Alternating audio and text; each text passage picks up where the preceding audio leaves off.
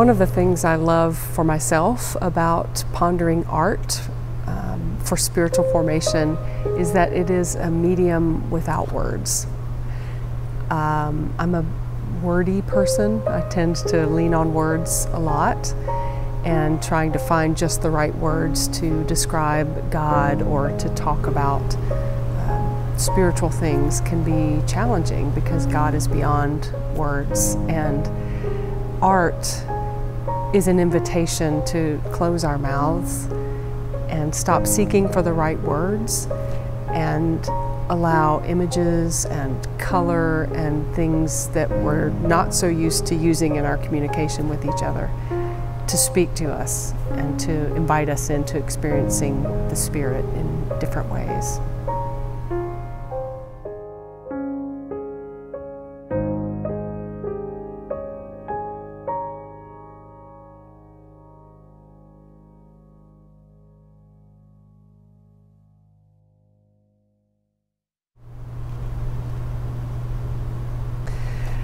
The text for this week comes from the first chapter of Luke's Gospel, which tells us some of the story about the birth of John the Baptist. John's parents were Zechariah and Elizabeth, who were beyond childbearing years. Zechariah was a priest in the temple. They were both very faithful people who lived in hope. And they get word that Elizabeth is going to bear the prophet who will prepare the way for the Messiah. And when Zechariah hears this good news, he sings a song in the temple.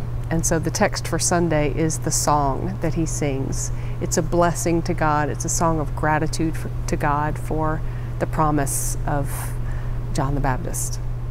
So in his song, he sings about the tender mercy of God, that God has looked upon Israel with God's tender mercy and is now fulfilling the promise of the Messiah. And so we were really drawn to that word mercy. And so that will be our theme word for the week. It's a word that is worth pondering in our day. The painting that we're looking at today is actually called The Shepherds, and it comes from the moment in the birth narrative that happens a little bit later when the angels come to announce the birth of Christ to the shepherds. But on the second Sunday of Advent, we don't want to jump too far ahead to the birth of Christ, but we did find some images within this painting that we felt spoke to the joy of Zechariah and to the theme of mercy.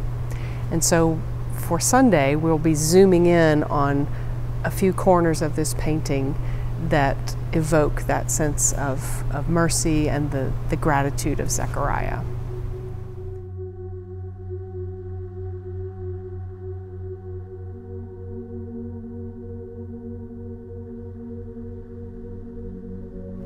Draw your attention to the person who's at the very bottom right of this painting. Can you imagine this being Zechariah? Receiving the good news that he and his wife Elizabeth will have a child after years of waiting. Maybe he's not just hearing the good news, but singing his blessing and thanks to God in return. How does that image inspire you? Or maybe this figure reminds us of John the Baptist, the child of Zechariah, who will proclaim the good news in the wilderness. Or maybe this figure could be you, hearing, blessing, proclaiming. What do you see?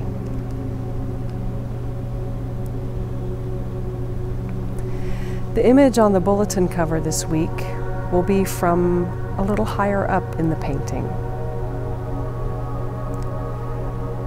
What does this image reveal to you about mercy, about blessing, about gratitude?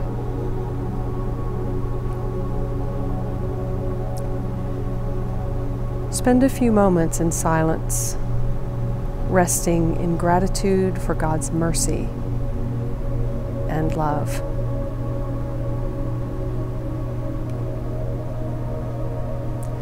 How might you receive and offer mercy today? How might you bless others today? How can you live in gratitude for the God who comes to us in Jesus Christ?